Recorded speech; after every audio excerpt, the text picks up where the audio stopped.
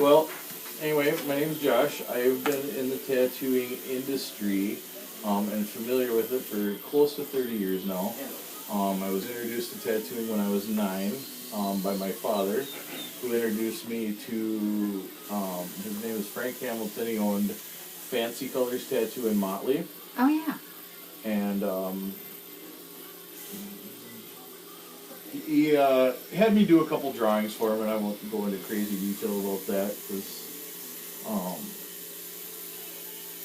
he had me do a couple drawings for him, and he really liked what I was doing, and so he asked me to swing by his studio. Well, my dad lived in Randall, so we were pretty close to the Motley area, and went up there. And my mom, keep in mind, my mom was a professional artist, and she was always kind of trying to light a fire underneath me to, hey, you should do something with art, you should sculpt, you should paint, you should do this or that, and never really fell in love with any of it. And my mom and I didn't quite see head-to-head on a lot of art techniques.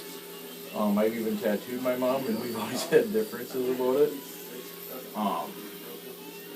So anyway, I started going up there, and I started drawing stencils for them, and really instantly fell in love with the culture, the stigma of the tattoo shop, because motorcycles have ran in my family since I was a little kid. I mean, I've got pictures of me 3 years old on motorcycles, and so when you go there, there's it's the old school tattoo shop. There's motorcycles all over, and well, back in the day, there'd be a couple Budweisers sitting around. Everybody's just having a good time, and it was all more about fun than it was the medical portion.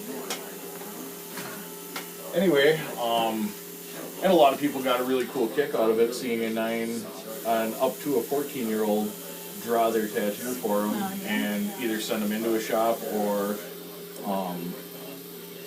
draw it right up in front of them in the stencil place. And then right around 14 is where I felt that I wanted to really pursue it and wanted to pick up a tattoo machine, and started drafting a couple of my own machines, and kind of took off from there. And then I had retired for tattooing a couple years later, and I had gotten married, had a couple kids, and did the marriage, kids, job, pay your taxes, all that kind of stuff. And one day, and this was just right at the beginning at the Desert, it would have been Desert Shield, Desert Storm, right around in the beginning of that. And it had become more of the Iraqi war versus, what we were originally over there for. A buddy of mine called me up. He was in the Air Force, and asked me if I could tattoo his girls' names. Now, keep in mind, I haven't tattooed in a long time, and I was, a little nervous about it, and I was like, well, I said, yeah, we'll have to buy some stuff, and I says, he just wanted to take his girls with him to war. So, proceeded to do that, did it, and kind of like riding a bike, I kind of fell right back into it, and my ex-wife and myself had decided that we were going to remodel our house and turn the top part of it into an actual professional studio, because I didn't want to be the guy that's tattooing somebody on my living room table. So completed that remodel, and it was going good for, probably about 1.5 years, and this timeline's right around, I want to say 2004, 5-ish, a little earlier than that maybe. Anyway, our family was growing. We wanted to get into a bigger house, and my wife at the time was getting kind of frustrated because people were showing up at our house at 2 in the morning drunk wanting to tattoo. So we decided to open up a studio. So a good friend at Pine Country Bank took kind of me under his wing. I sold one of my trucks that I had and got myself a nice little business plan together and took out a small loan to invest in a tattoo studio. So I was going to kind of throw it to the wind. I was still working for Crestliner at that time, and I continued working for them until they closed. But anyway, so 2005-ish, right around in there, was when the name Skyline was born. And so 2007, I actually approached the city and wanted to do everything 100% legit, do it right. And we wanted to find out whatever state statute, city statute, anything was available for tattoo studios. And their exact words were to me, well, we don't have any, would you like to write one? And I'm like, so you literally told me I could just monopolize myself? Yep. And so we started, just jotting some stuff down, but we didn't need any special permits or anything to open. So April 1st, 2007, pretty much the UPS guy showed up and we set up shop, or I set up shop, and opened the doors, and things were kind of slow. I mean, any new business in town, especially during that time, was very slow and or failing. I believe every business that opened the same time I did that year actually has been either closed up or moved on since, more or less thanks to our little recession that we had a couple of years back.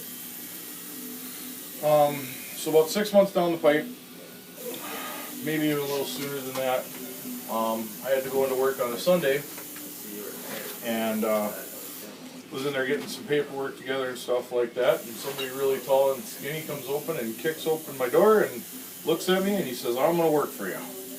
And I'm like, okay. And that was the day Jason walked into my studio. So he walked in and we did a couple trials, and I really liked his attitude and his ethics and morals, because that is very huge in our world. People's safety is always our top priority. And so we started teaming up and tattooing and working away, and realized very quickly that life was kind of a struggle, because he was also working at Larson Boats. Okay. A waste of time. And so both of us were boat jockeys from 4 or 5 in the morning till between 1 and 3 in the afternoon, and we would both meet up at the studio here at 4:30 and open up shop, and we would tattoo. We usually set around 8 o'clock or until we were done, which was always after 8 o'clock. And after that recession kind of passed, things really started taking off for us, and we started kind of picking up a reputation of good work and whatnot. And so a couple months down the road, a coworker of Jason's was asking a question. She had been involved in a workplace accident and had lost the first digit on her finger. And she's like, just for fun, do you think you could tattoo a fingernail on it? And so we did. And while she was getting tattooed, she happened to mention that her daughter tattoos, and she's been looking for kind of a place to go and learn and kind of grow from there. And we're like, well, oh yeah, well, why don't you bring her down and we'll meet her? I said, we always, a female tattoo artist is, awesome to have. So a couple months, it was probably about a month or so after that, little Jessica comes walking in our door with dreadlocks and big hair, and she's been with us ever since too.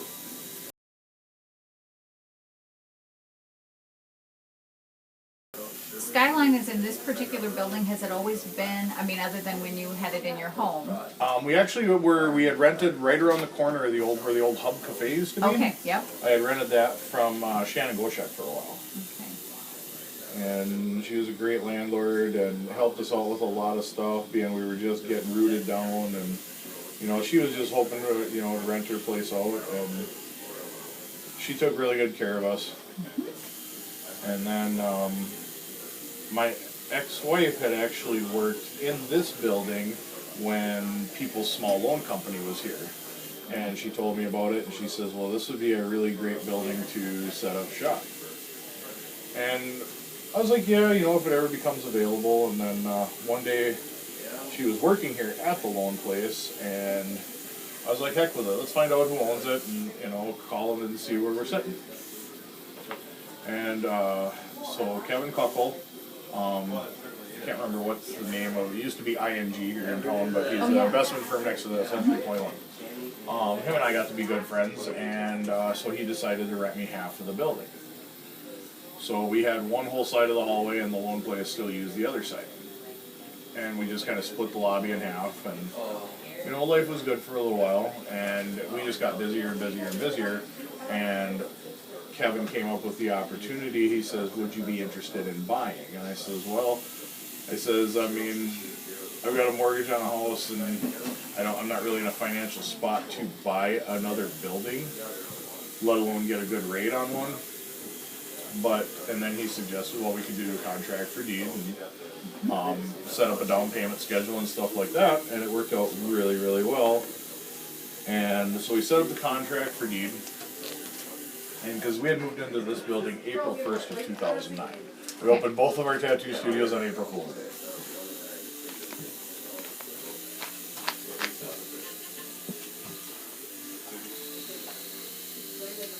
So was that very purposeful, the April Fool's Day, or just actually, it was that straight way? blind luck. Okay. Straight blind luck and rather humorous.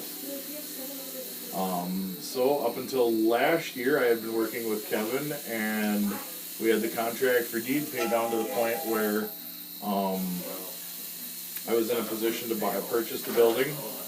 And so April of last year, we actually ended up buying this building, and at that point we had enough equity in it, we wanted to remodel. So we actually took out another $30,000, and we worked with another local contractor here, Red Star Construction.